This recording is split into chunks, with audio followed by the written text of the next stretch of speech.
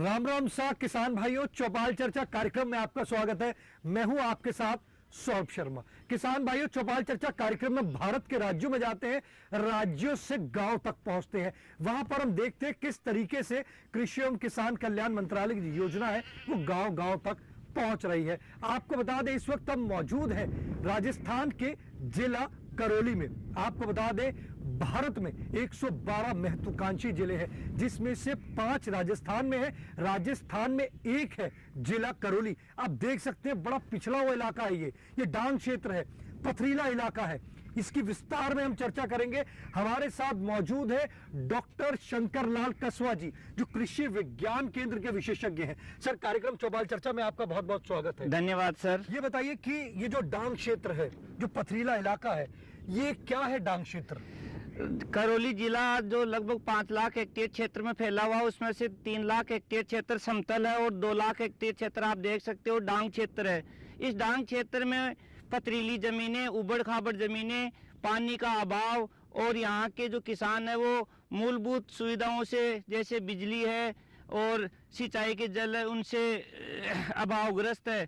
इसी उद्देश्य को देखते हुए, ध्यान में रखते हुए हमने ये गांव गोद लिया है और इस गांव में जो सरकार की विभिन्न योजनाएं हैं इस गांव में हम पहुंचा रहे हैं और जो कृषि वैज्ञानिकों की जो तकनीकी है उस गांव में पहुंचा रहे हैं। आप देख सकते हो, विभिन्न संस्थाओं के सहयोग से इधर हमने एक फार्म पॉन्ड बनवाया है ताकि यहाँ के किसानों को सिंचाई के लिए पानी उपलब्ध हो सके और पशुओं के लिए पानी उपलब्ध हो सके। इसी प्रकार इस गांव को हम एक मॉडल विलेज के रूप में विकसित कर रहे हैं। अगर हम बात करते हैं डांग क्षेत्र की, ये कितने हेक्टेयर में है जिला करौली के अंदर? ये लगभग 2 लाख हेक्टेयर क्षेत्र में है, जहाँ का जो मुख्य रूप से किसान यहाँ जो किसान है वो माइंस पे डिपेंड है अपनी आजीविका कमाने के लिए और पशुपालन पे निर्भर है। इस प्रकार से इस डांग क्षेत्र में जो खेती की संभावनाएं बहुत कम है, फिर भी हम प्रयास करके और यहाँ खेती की संभावनाओं को, पानी को सिंचित संरक्षित करके खेती की संभावनाओं को बढ़ा रहे हैं। पीछे जैसे देख रहे हैं, जैसे पॉन्ड बना हुआ है, तो पॉन्ड आपने जो बनाया वो किस प्रकार से बनवाया है? यहाँ पे हमने कृषि विज्ञान केंद्र ने विभिन्न संस्थाओं से जुड़कर यहाँ के बहते हुए पानी को जो नालों में रोका गया और उस पानी को संरक्षित किया गया ताकि किसान उस पानी को अपनी सिंचाई में काम में ले सके और अपनी आजीविका को बढ़ा सके। अगर हम बात करते हैं और अन्य क्या क्या यहाँ के जो ग्रामवासी हैं अपनी जीवन को कैसे गुजर बसर करते हैं? यहाँ के किसान मुख्यतः जो खनन पर निर्भर है, इसके साथ साथ ही पशुपालन में बकरी पालन पर निर्भर है, लेकिन इसके साथ साथ ही अब खेती की ओर भी बढ़ावा दे रहे हैं और खेती की तरफ भी, जैसे रबी में गेहूं की फसल है, सरसों की फसल है और खरीफ में चावल की फसल है और बाजरे की फसल है आदि उगाकर अपनी आजीविका की को बढ़ा रहे हैं। चौपाल चर्चा कार्यक्रम में किस विषय पे आज चर्चा करने वाले हैं? आज हम प्रधानमंत्री सिंचाई योजना पे चर्चा करेंगे कि कैसे इस गांव में प्रधानमंत्री सिंचाई योजना पहुंची है और कैसे पानी को संरक्षित कर रहे हैं और कैसे पानी को बचाने के लिए जैसे स्प्रिंकलर सिस्टम है उसको अपना रहे हैं। ये गांव का नाम क्या है इसका? इस गांव का नाम है आमरेकी, जो यहाँ के मंडराइल क्षेत्र जो डांग क्षेत्र है उसमें ये पड़ता है, जहाँ आज भी जो मूलभूत सुविधाएं हैं उनका अभाव है। जैसे यहाँ सड़क नहीं है, बिजली नहीं है और पानी की व्यवस्था भी जो नहीं है, लेकिन यहाँ फार्म पॉन्ड, ये पॉन्ड बनाकर या एनीकट बनाकर अपनी आवश्यकताओं की पूर्ति कर रहे हैं। आइए चलते हैं चौपाल में।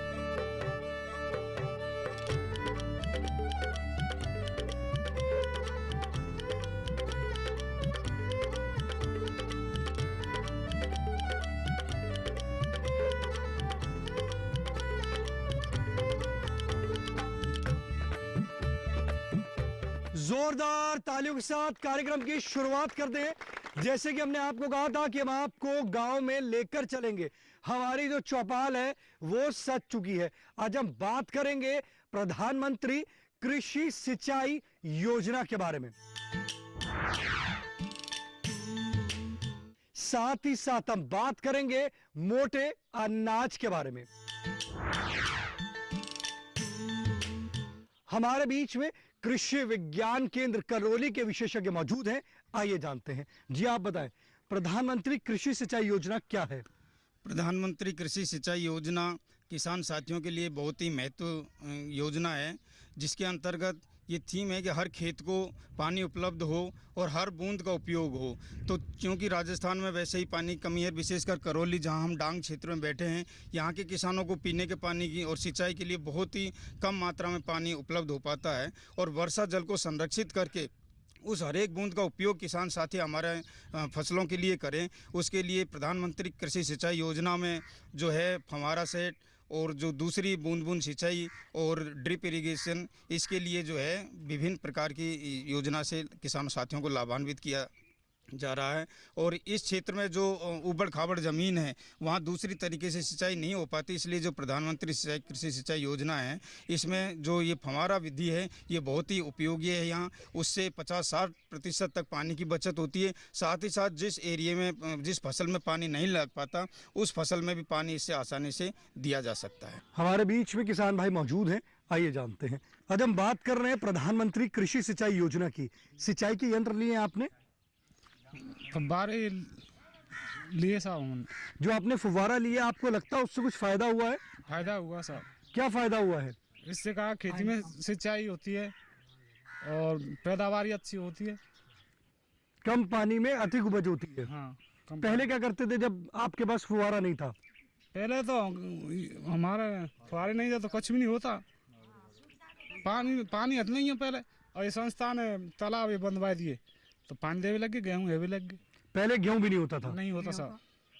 देखिए हमारे किसान भाई कह रहे हैं कि पहले की अगर हम बात करते हैं तो अगर उनके पास जब ये यंत्र नहीं था तो गेहूं भी नहीं हुआ करता था। अब जब यंत्र है तो उससे गेहूं भी उनका हो रहा है। हमारे बीच में और भी किसान भाई मौजूद हैं, आइए जानते हैं। जी आप बताइए, आज हम बात कर रहे हैं प्रधानमंत्री कृषि सिंचाई योजना की। सिंचाई के यंत्र लिए आपने? फव्वारे मिले और सिंचाई हजाम तो वो हजाम है गेहूँ नहीं बगैर पानी खा हुए ताल बाद आ रही है कम कर कम पानी मिले बस फुहारे से। और वैसे जो बेजा वैसे ही। और जो फुहारे लगाए हैं उससे आपकी जो फसल है अच्छी हो रही है? अच्छी आ रही है, फायदा होता है उससे? हाँ हुए।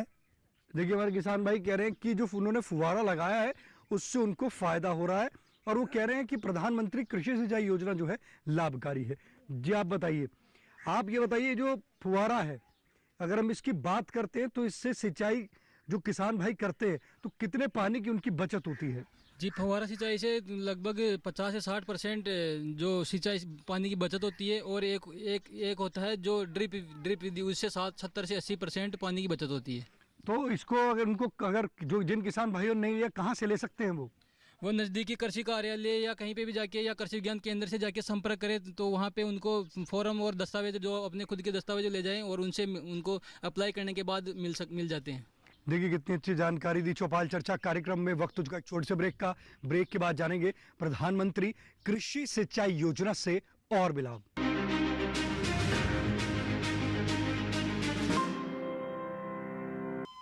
अरे सुन तो।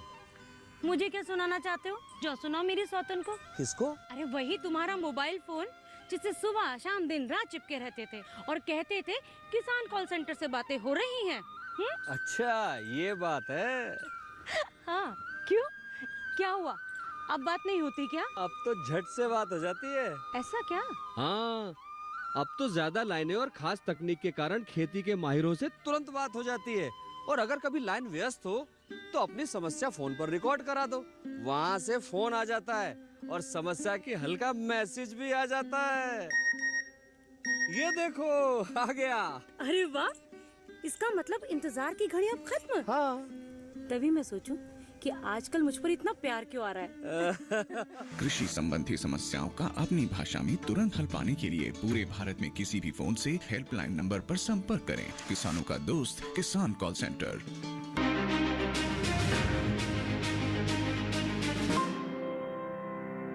ब्रेक के बाद आपका स्वागत है गांव अमरेकी की चौपाल चर्चा से। आज हम बात कर रहे हैं प्रधानमंत्री कृषि सिंचाई योजना की। सिंचाई के यंत्र लिए आपने? लिए साहब। कौन सा यंत्र लिया आपने? फुहारे।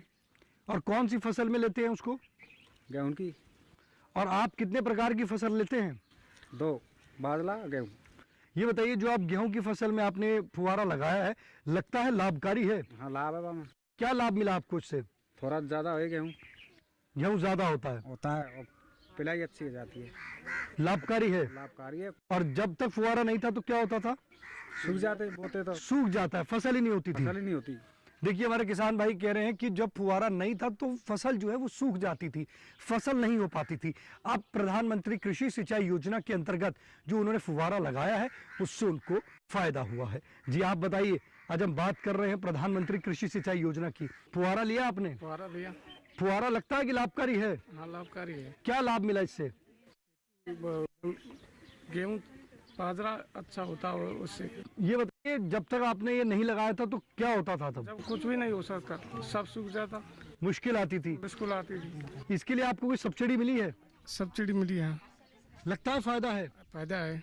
देखिए हमारे किसान भाई कह रहे हैं कि प्रधानमंत्री कृषि सिंचाई योजना के अंतर्गत यहाँ पर उन्होंने फुहारा लगाया गेहूं की फसल में, और वो कह रहे हैं इससे उनको लाभ की प्राप्ति हो रही है। हमारे बीच में और भी किसान भाई मौजूद हैं, आइए जानते हैं। जी आप बताइए, प्रधानमंत्री कृषि सिंचाई योजना की बात कर रहे हैं, सिंचाई के यंत्र लिए आपने? जाल जी लिए। कौन सा यंत्र लिया है आपने? फुहारा लिया सर। लगता है ये जो आपने फुहारा लिया इससे कुछ लाभ मिला है आपको? मिला है सर। क्या लाभ मिला आपको? इससे ये मिला है सर, हमारी जमीन थोड़ी ऊंची नीची है, इसीलिए क्या है फुहारे से हमारी पूरी सिंचाई हो जाती है। समतल कम है, मतलब समतल नहीं है, ऊंची नीची जमीन है। जमीन है तो मतलब पूरी सिंचाई अच्छी तरीका से हो जाती है। पाइप से क्या है, कई पौधा पे पानी मिलता है, कहीं नहीं मिलता, तो फसल कम होती थी। अब फुहारे से हमारा पूरा खेत मतलब सिंचाई से भरपूर हो जाता है और पैदा भी अच्छी हो जाती है। कुछ लाभ महसूस किया आपने कि पहले जब अपने पास फुहारा नहीं था, अब फुहारा है तो हमारी फसल की उपज बढ़ी है, गुणवत्ता बढ़ी है? बढ़ी है सर, भीगेगा पूरा खेत भीगेगा तो उपज तो बढ़ेगी। और पाइप से कम बीजता, कहीं पहुँचता कहीं पानी नहीं पहुँचता तो फसल कम होती। लगता है कि ये जो यंत्र है ये लाभकारी है? हाँ लाभकारी है सर। किसानों को लेना चाहिए? बिल्कुल, सबको लेना चाहिए। देखिए हमारे किसान भाई कह रहे हैं यंत्र जो है लाभकारी है और सभी किसानों को इन यंत्र को लेना चाहिए। हमारे बीच में संस्थान जो यहाँ पर काम कर रही है उनसे हम जानते हैं। जी आप बताइए, ये बताइए आप किस तरीके से किसानों को पानी, जो यहाँ पर जो समस्या पानी की है उसको किस तरीके से किसानों को जो यंत्र है मुहैया करा रहे हैं? सर हम कोई किसानों को इस तरह के यंत्र करा रहे हैं, जो संस्थान है, हम उन गरीब किसान जो अपनी सरकार के द्वारा नहीं ले पा रहे हैं, हम उनको अपने द्वारा किसानों को लाभान्वित कर रहे हैं, जिसमें हम उनको फुब्बारे, मिनी स्प्रिंकलर, ड्रिप उसका उपयोग करा के पानी की कम बचत में पानी का ज़्यादा उपयोग करवा रहे हैं, जिससे उनकी अच्छी फसल हो रही है और जो अभी फसल है जो गुणवत्ता लायक हुई है। और हमने अभी इस पूरे 7 गाँवों को कवर किया है। जो हम स्प्रिंकलर की बात कर रहे हैं, हम जो अभी सभी किसान विभाग हैं, अपने कृषि विभाग है, कृषि विज्ञान केंद्र है, प्रधानमंत्री कुछ योजना है, और हम खुद मिलकर सभी विभागों से इनको किसानों को मुहैया कराते हैं। देखिए कितनी अच्छी जानकारी बताया किस तरीके से यहाँ पर किसानों को जो यंत्र है वो मुहैया कराए जा रहे हैं। हमारे बीच में और भी किसान भाई मौजूद हैं, उनसे जानते हैं किस तरीके से वो लाभ ले रहे हैं। जी आप बताइए, आज हम बात कर रहे हैं प्रधानमंत्री कृषि सिंचाई योजना की। आप खड़े हो जाइए, आपने इससे लाभ लिया है? हमने तो कुछ नहीं लिया साहब। लेना चाहते हैं? हाँ लेंगे, क्यों नहीं लेंगे। कौन सा यंत्र लेना चाहते हैं? फुहारा लेना चाहते हैं? फुहारो ले लेंगे। देखिए हमारे किसान भाई कह रहे हैं कि वो फुहारा लेना चाहते हैं, तो कहां से और कैसे ले सकते हैं? हमारे बीच में कृषि विज्ञान केंद्र के विशेषज्ञ मौजूद हैं, आइए जानते हैं। जी आप बताएं। जिन भी किसान भाइयों को स्प्रिंकलर सिस्टम लेना है तो वो अपने नज़दीकी जो कृषि पर्यवेक्षक कार्यालय है वहाँ से संपर्क कर सकते हैं, और उद्यान विभाग से भी ले सकते हैं। इसके लिए अपनी ज़मीन की जमाबंदी, सिंचाई का स्रोत आदि, जो अपना पहचान पत्र आदि डॉक्यूमेंट्स जमा करवा के, और अपने नज़दीकी जो जिले स्तर पर जो कृषि एवं उद्यान का जो कार्यालय है वहाँ से स्प्रिंकलर सिस्टम प्राप्त करते हैं। साथ ही यहाँ जो संस्था काम कर रही है वो भी किसानों को सहयोग कर रही है, तो आप संस्था से भी संपर्क करके और स्प्रिंकलर सिस्टम ले सकते हैं। इसमें सब्सिडी कितनी मिलती है? जो स्प्रिंकलर सिस्टम में जो सामान्य किसान है या जो बड़े किसान हैं उनको 70% सब्सिडी है। जो लघु सीमांत या जो SC/ST के किसान हैं उनको 75% तक अनुदान दिया जाता है सरकार के द्वारा। देखिए कितनी अच्छी जानकारी दी हमारे कृषि विज्ञान केंद्र के विशेषज्ञ ने बताया किस तरीके से आप स्प्रिंकलर सेट लगाकर लाभ की प्राप्ति कर सकते हैं। अधिक जानकारी के लिए आप अपने निकटतम कृषि विज्ञान केंद्र, कृषि विभाग में जाकर संपर्क कर लाभ की प्राप्ति कर सकते हैं। हमारे बीच में महिला किसान मौजूद हैं जिन्होंने इससे लाभ लिया है, आइए जानते हैं। जी आप बताइए, आज हम बात कर रहे हैं प्रधानमंत्री कृषि सिंचाई योजना की। आपने फुहारा यंत्र लिया है? लिए सर। जो आपने यंत्र लिया इससे लाभ हुआ है? अब लाभ तो अभी तो बिना लगाएंगे सर, जब तो पता पड़ेगा। अभी लगाया नहीं, अभी मिला है। मिले अभी तो लगाए नहीं सर। देखिए महिला किसान कह रही कि अभी तो उनको फुहारा का यंत्र मिला है, जब वो लगाएंगी तभी उसके लाभ के बारे में बता पाएंगी। अभी वो कह रही कि उनको यंत्र मिला है। चौपाल चर्चा कार्यक्रम में वक्त हो चुका एक और छोटे से ब्रेक का। ब्रेक के बाद जानेंगे मोटे अनाज के बारे में।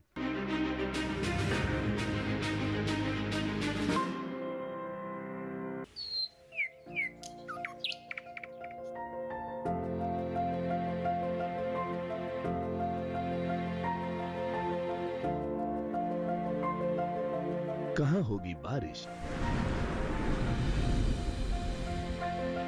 किस जगह पड़ेगी बर्फ, कहाँ रहेगा कोहरा, कैसा रहेगा तापमान। पर्यटन स्थलों पर क्या रहेगी मौसम की स्थिति, जानने के लिए देखिए मौसम खबर रोजाना शाम 7:30 बजे सिर्फ डीडी किसान पर।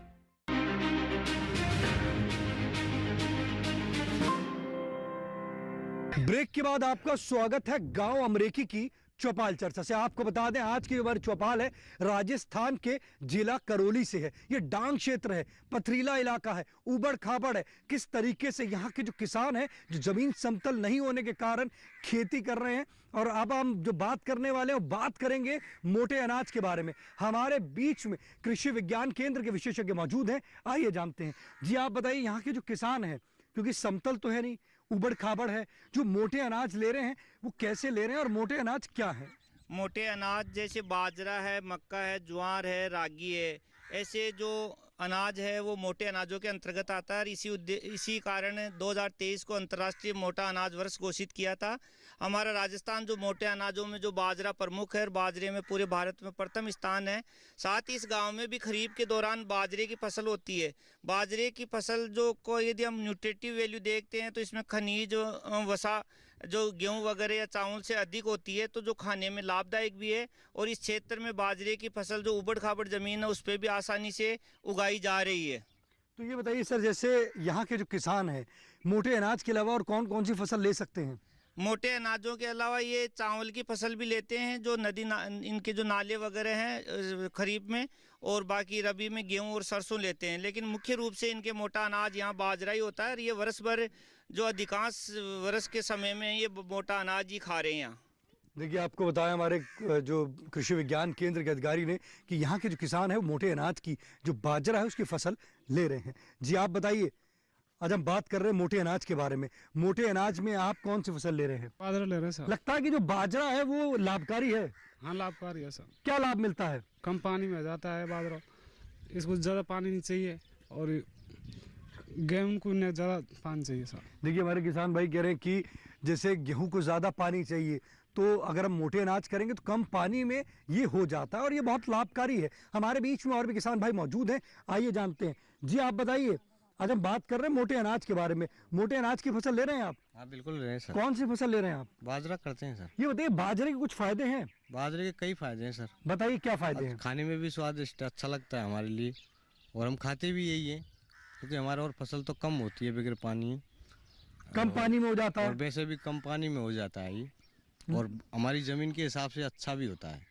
देखिए जैसे हमारे किसान भाई कह रहे हैं जो उनकी ज़मीन है उसके हिसाब से ये अच्छा हो जाता है। हमारे बीच में और किसान भाई मौजूद हैं, आइए जानते हैं। आज हम बात कर रहे हैं मोटे अनाज के बारे में। मोटे अनाज की फसल ले रहे हैं आप? हाँ लेंगे साहब। मोटे अनाज में क्या ले रहे हैं? बाजरा ले रहे हैं? बाजरा। ये बताइए, जो आप बाजरा ले रहे हैं लगता है कि फायदेमंद है? फायदा है हम साहब। कम पानी में हो जाता है? पानी में हो जाता है, थोड़ी बहुत बरसात पड़ जाती है तो अच्छा हो जाएगा। ये बताइए कि यहाँ की जो जमीन है वो कैसी है?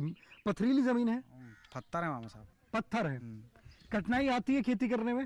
हाँ बाबा, ना तो न दे ढंग से ना बात, पत्थर में नहीं हो सही।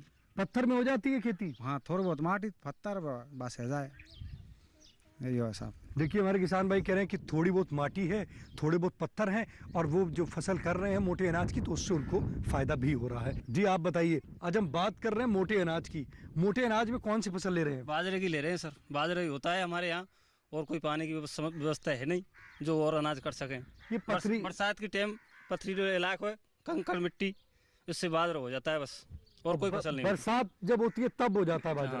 देखिए हमारे किसान भाई कह रहे हैं कि बरसात होती है तब बाजरे की फसल ले लेते हैं, और बाजरे की जो फसल है वो कह रहे हैं किसान भाई उससे उनको लाभ मिलता है। जी आप बताइए, मोटे अनाज में कौन सी फसल ले रहे हैं आप? बाजरी। ये बताइए, बाजरे की जो फसल लेते हैं उसमें कोई मुश्किल तो नहीं आती? कोई मुश्किल नहीं आता, पड़ेगा, आसानी से हो जाती है। मोटे अनाज में और भी फसल लेना चाहते हैं? हाँ, लेना चाहते हैं। देखिए हमारे किसान भाई कह रहे हैं कि हाँ वो मोटे अनाज में और भी अन्य फसल लेना चाहते हैं। तो इस पथरीले क्षेत्र में कौन कौन सी फसल ले सकते हैं? हमारे बीच में कृषि विज्ञान केंद्र के विशेषज्ञ मौजूद हैं, आइए जानते हैं। यहाँ पे मोटे अनाज में बाजरा के अलावा ज्वार की फसल, जो यहाँ के वातावरण के अनुसार ज्वार की फसल ले सकते हैं। ज्वार भी मोटे अनाजों में प्रमुख स्थान रखता है।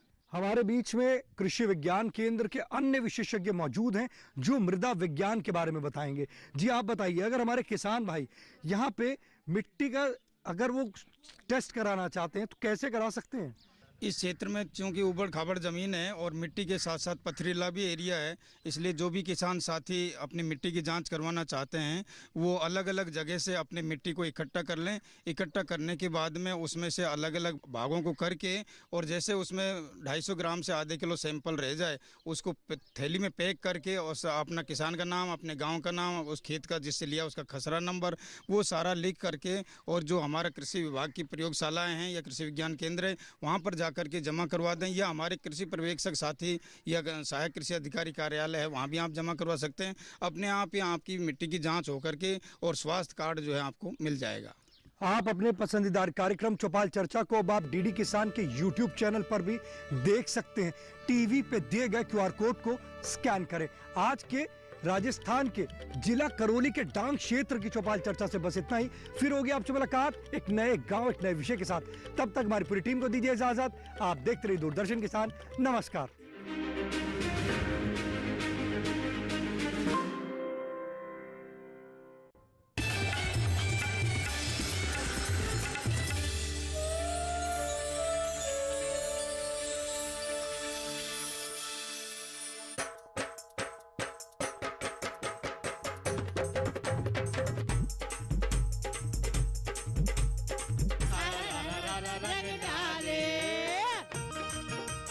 बसंत का आगाज तब खास हो जाता है जब साथ रंगों और रास का मिल जाता है।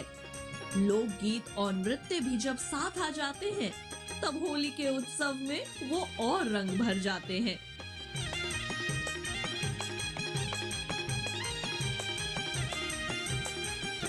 होली के रंगों में सराबो डीडी किसान की खास पेशकश। देखिए मेरे साथ रंग दे 25 मार्च दूरदर्शन किसान पर।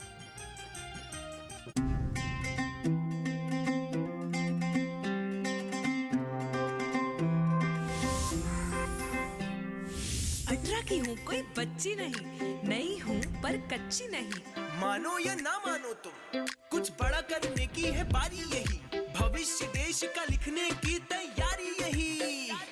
बचपन से अब तक मेरी माटी ने दुलारा, आज मुझको है मेरे देश ने पुकारा। आज चल पड़े हैं हम सबके कदम, बदलने भाग्य देश का निकल पड़े हैं हम। आज चल पड़े हैं हम सबके कदम, बदलने भाग्य देश का निकल पड़े हैं हम।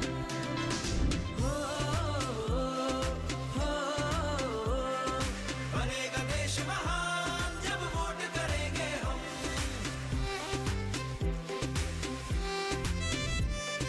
ये जीवन ये तन मन सब कुछ है तुम्हारा, आज मुझको है मेरे देश ने पुकारा। जो सोचे और ठाने तो करके दिखा दे, ऐसे है मेरे देश के फौलादी इरादे। आज चल पड़े हैं हम सबके कदम, बदलने भाग्य देश का निकल पड़े हैं हम।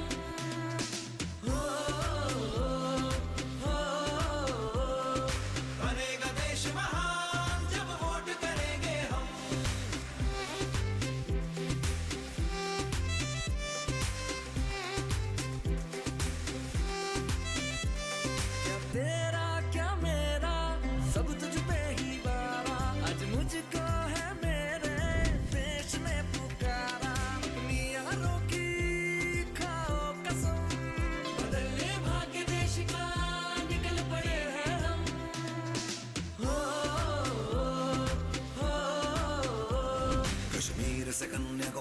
सब अपने यहाँ पे कोई बेगाना नहीं, हम तो यहाँ पे सब देश के दीवाने, तो हमसे कोई टकराना नहीं। आवाज यही, अधिकार यही, आजादी का पुरस्कार यही, लोकतंत्र का पहले संस्कार यही, संस्कार यही।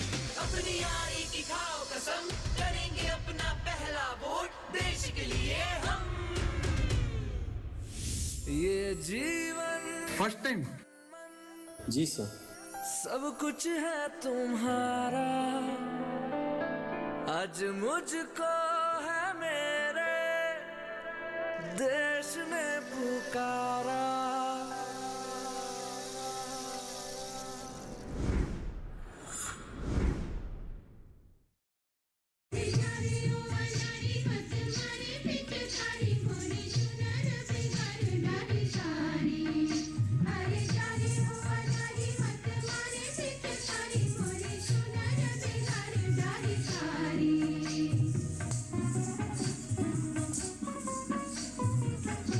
होली के रंग और धूम मची उड़ी।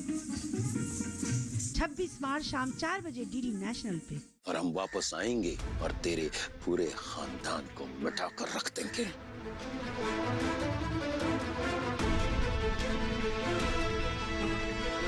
वो दीदी माँ तुमसे क्या कह रही थी? कब? वो आज सुबह हॉल में। हम बताते हैं। हे भगवान, मैं तो इसमें डर से मर जाती। ये भूखा का घर है, इसलिए आप बच गए। रात में आने वाला कभी यहाँ से वापस नहीं जाता। देखिए जानकी सोमवार से गुरुवार रात 8:30 बजे, पुनः प्रसारण प्रातः 10:30 बजे। सिर्फ डीडी नेशनल पर, देश का पहला चैनल, देश का अपना चैनल। Thank you. मेघालय प्रकृति की गोद में बसा ये है मेघालय। इन दिनों यहाँ स्टार्टअप्स काफी फल फूल रहे हैं। The place where the river Brahmaputra flows.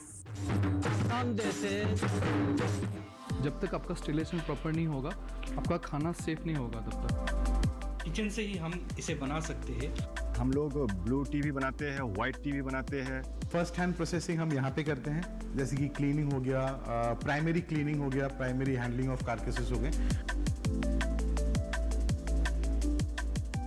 कृषि स्टार्टअप देखिए असम और मेघालय से 9 मार्च से 30 मार्च तक, हर शनिवार रात 9:30 बजे और सोमवार शाम 4 बजे, सिर्फ डीडी किसान पर। देखिए गली गली सिमसिम प्रतिदिन शाम 4:30 बजे, सिर्फ डीडी नेशनल पर, देश का पहला चैनल, देश का अपना चैनल।